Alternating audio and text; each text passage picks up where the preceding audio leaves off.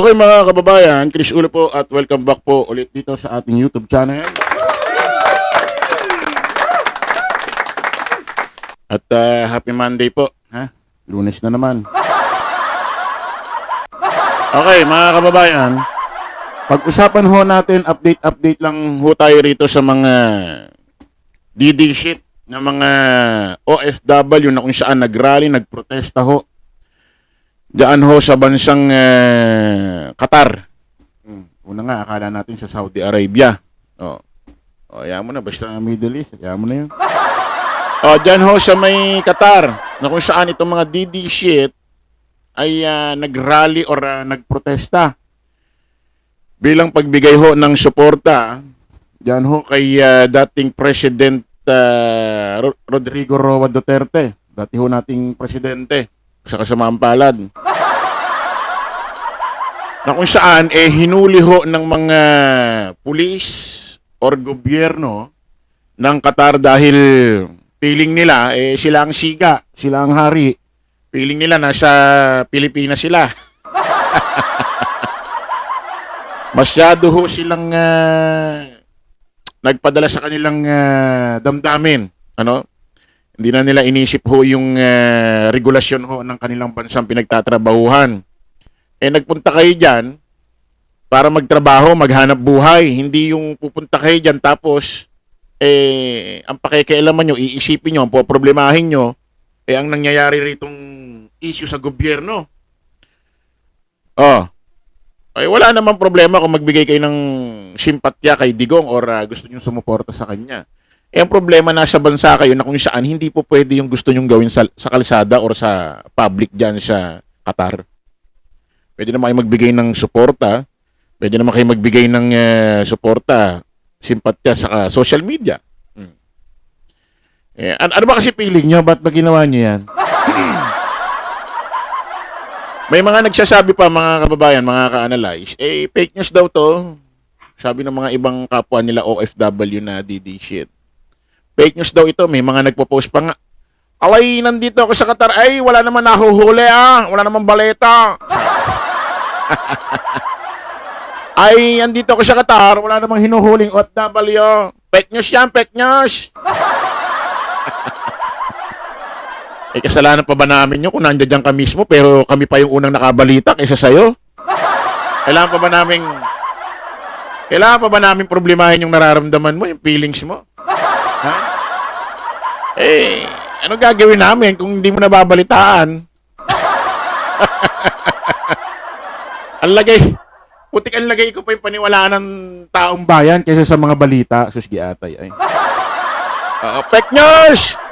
Fake news yan, dong, day. Dito ko sa Qatar, wala naman nakukulong. Putik kapag kalaban sa inyo, butas sa inyo, fake news. Kapag yung nachichismis dito sa kanapangulong Bongbong Marcos, hindi fake news, totoo. Ganyan ang mindset nyo, di ba?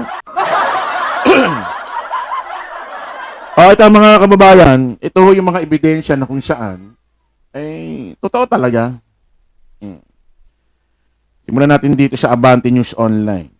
News update, kinumpirmahan ng Philippine Embassy sa Qatar ang pag-aresto sa pagkulong sa ilang Pilipino nitong Biyernes, Marso 28, 2025 dahil sa pagsali sa isang hindi otorisadong pampolitikang demonstrasyon sa bansa. Abante News Online, kilala namang dati na, 90s pa, kilala na itong Abante. Ito ba yung Abanteng Dyaryo? Kinumpirma doon ng Philippine Embassy. Ngayon, punta pa tayo sa iba. Ito. Mainstream media na talaga to na balita. Ilang Pilipino ang naaresto sa Qatar dahil sa pagsasagawa ng mga hinihinalang hindi otorisadong pagkilos. Ayon sa Embahada ng Pilipinas sa Qatar, nakikipag-ugnayan na sila sa mga otoridad para sa consular assistance sa mga naturang Pinoy. Una nang nagpaalala ang Embahada sa mga Pilipino sa Qatar na igalang ang mga batas sa mga protesta at pagpapahayag ng saloobin sa politika. Hindi ididetalye ng Embahada kung konektado ang mga pagkilos sa pagdiriwang ng ika-80 kaarawan ni Pangulong Duterte. Ayan, maliwanag mga kababayan, teleradyo serbisyo ito. Oh. Legit na may mga Pilipino sa bansang Qatar na kung saan inaresto dahil sa mga hindi otorisadong protesta noong Marso 28. Yun naman talaga yun about kay Digong. Hindi na lang daw nagsalita yata ang Malacanang about dito. Pero yun na yun eh. Nananawagan sila. May mga nagsasabi, mga DD shit. Parang magre-rebelde ang dating. Wala raw remittance weekly. Walang remittance weekly. Wala. Parang rebelde ang dating eh. Parang bang gusto talaga nila iparamdam na galit sila eh. Sa mga loob nila sa pagkakahuli kay Digong. O ayan. Literal. Literal na wala talaga kayong hulog. Wala kayong padalang pera sa mga kamag-anak nyo sa Pilipinas. Dahil makukulong yata ito mga kababayan. Tutuluyan yata ng gobyerno ng Qatar. Tutuluyan. Kasi ito balita ayo.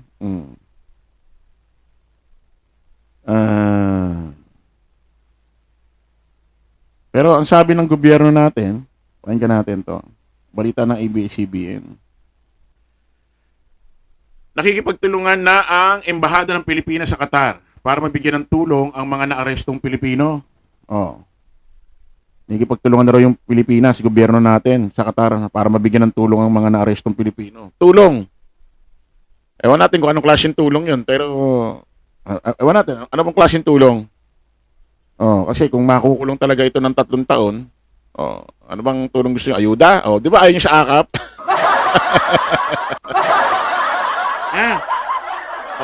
Baka ngayon nakakulong kayo, mag-request kayo kay Speaker Martin Romualdez. Speaker, mahal ka namin! Hindi kami makakapagpadala. Talagang nagkatotoo yung pangarap namin zero remittance. Pero ayaw na namin nun. Kaso hindi kami makakapagtalaga sa Pilipinas. Baka pwedeng bigyan nyo muna ng ayuda, akap yung aming mga naiwang pamilya sa Pilipinas.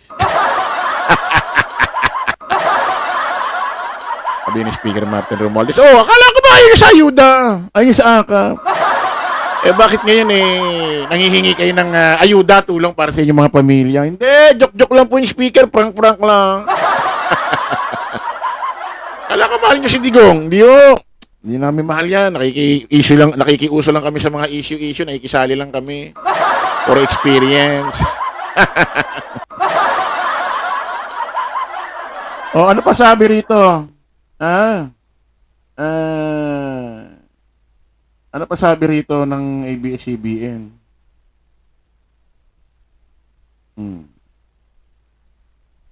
Isahin natin. May balita ngayon, pinaka-update.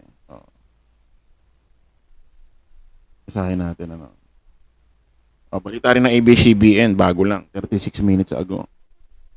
So, sabi ni DFA Undersecretary Eduardo De Vega, says Filipino protest in Qatar may face up to 3 years in detention if authorities conclude that they violated local laws of versus political rallies. Nako po, Sus Mariosep.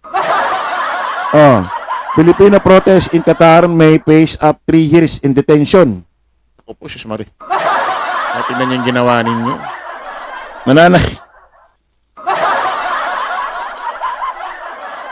Nananahimik ang buhay nyo dyan, nagtatrabaho kayo, naghahanap buhay kayo para sa pamilya nyo rito sa Pilipinas. Ang iniintindi nyo, problema ni Digong. Ano ba? Ano ba kasi nakain nyo? Ba't nyo ba ginagawa yan? Sabi ko nga sa inyo, pwede naman kayo magbigay ng simpatya, pagbibigay ng tawag dito ng suporta kay Digong. Nang hindi naman kayo ang makakawawa. Kumbaga, be wise naman. Alam nyo, bawal yan sa bansang pinagtatrabaho niya, ganyan gagawin nyo. Ano na pala nyo ngayon? Tingin nyo, may maitutulong ang pamilya Duterte. Si Roque, sila Maharlika, may maitutulong. Oo, magbibigay ng simpatya. Magsasalita sa live, magsasalita sa vlog, kaysa ganyan. Pero literal na tulong, wala. Wala. Literal na tulong, wala. Babanggitin lang kayo, kawawa naman sila. Ganun lang. Ano matutulong nun mismong literal? Wala. Salita lang.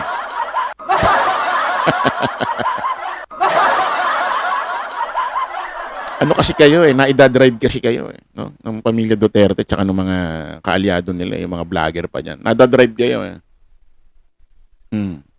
Ano na, paano na ngayon? Ha? Paano na ngayon ang buhay nyo niya? Oh. Kung 3 taon kayo makukulong. May hindi nga alam kung nakalaya pa, baka nakakulong pa yan. Oh, naka-detain pa yan. Ano yan? Diretso kulong na ba yan? Oh, kita nyo. Maapektuhan pa yung amo nyo. Siyempre, kukuha niya ng ibang katulong yan, ibang kasambahay yan. O, paano na kayo ngayon? Bring him home! Yan naman namang sinisigaw nila sa Qatar Bring him home! Bring him home!